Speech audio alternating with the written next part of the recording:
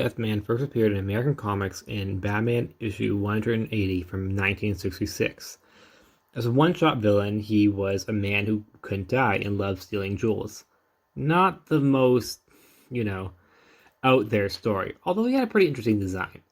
But what put him on the market was DC Manga, which introduced Lord Deathman into Batman Manga in 1966 and 1967, as since he was just a recent villain. He was brought in the manga story for cross-marketing. Just like the mainstream version of his character, he was unkillable and even faked his death in an attempt to trap Batman. But of course, his plan failed, and Batman would win by the end.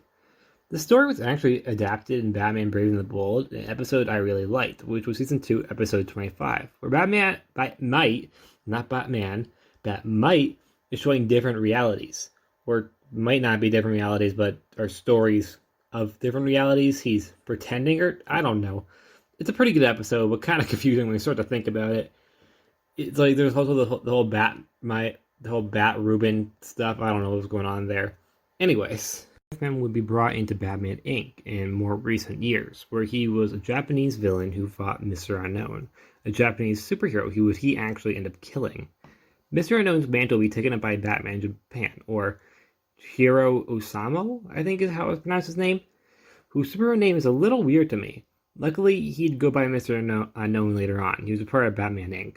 I'm curious if anyone liked the Batman Inc. arc. I like Night Runner because I could relate to the character's relationship with his culture, as I'm Native American.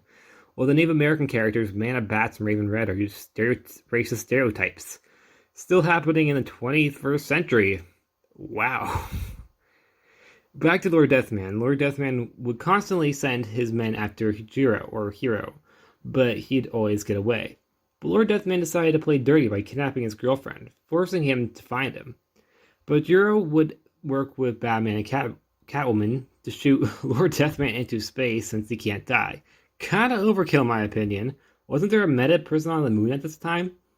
That was a weird arc. Captain Atom was a bad guy. Gorilla Grodd might have been mind controlling him. He might have not been. It was a little confusing. Don't ask. Comics are confusing. Either way, they could have just placed him there. They didn't have to shoot him up into space. It's, I think, a little too far. He would return to Earth, unknown how he did that, but he would.